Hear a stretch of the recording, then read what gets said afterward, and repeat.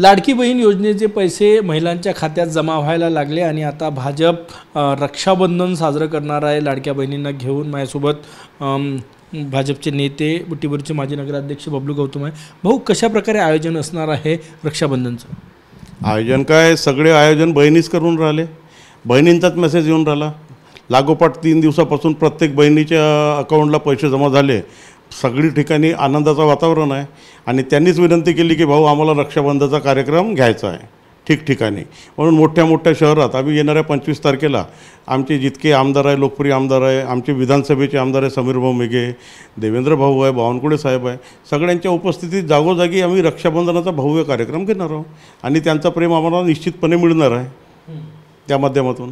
या रक्षाबंधन म्हणजे सोमवारचं रक्षाबंधन आहे तेव्हापासून सुरू होणार आहे कार्यक्रम? तेव्हापासून सुरू होणार आहे। येणाऱ्या 25 तारखेला रविवारी प्रत्येक ठिकाणी नागपूर जिल्ह्यात रक्षाबंधनाचा कार्यक्रम हा निश्चित राहील। ओएसिस फर्टिलिटीच्या तज्ञांनी IVF उपचार पद्धतीद्वारे 1 लाखांहून अधिक जोडप्यांना मातृत्व प्राप्तीचा आनंद दिला आहे।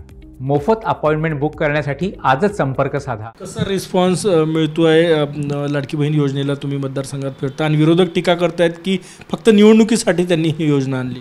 विरोधकांचं काय आहे, विरोधकांनी काय, लोक रामाला नाही सोडत, श्रीरामाला सोडत नाही।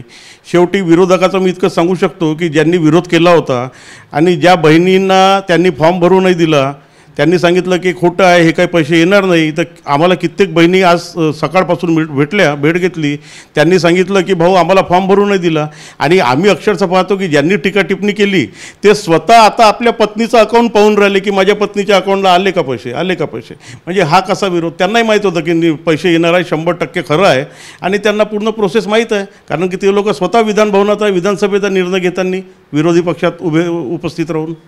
या योजनेचं नाव आहे मुख्यमंत्री माझी लाडकी बहीण योजना।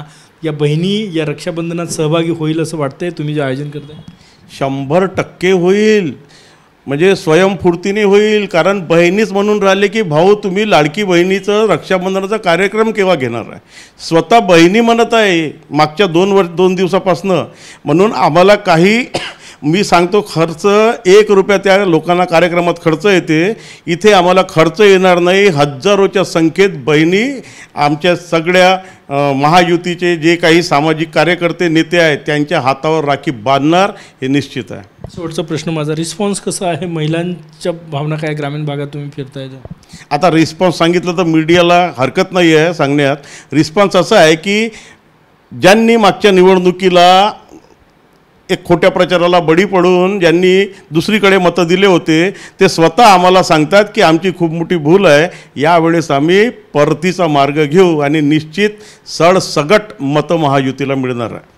पहिल्या टप्प्यात नागपूर जिल्ह्यात जवळपास 6 लाख लाडक्या बहिणी आहेत ज्यांना मदत मिळणार आहे आणि आता या लाडक्या बहिणींसाठी भाजपकडनं ठिकठिकाणी रक्षाबंधनाचं आयोजन होतं आहे। महिला येऊन ज्यांनी फॉर्म भरून घेतले त्यांना राखी बांधण्याचा कार्यक्रम आहे। कॅमेरामॅन साईसह गजानन माटे, TV9 मराठी, नागपूर।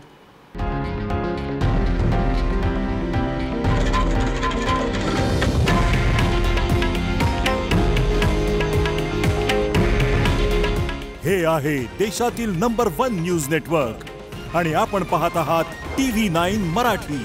काळजी तुमची, हित महाराष्ट्राचं।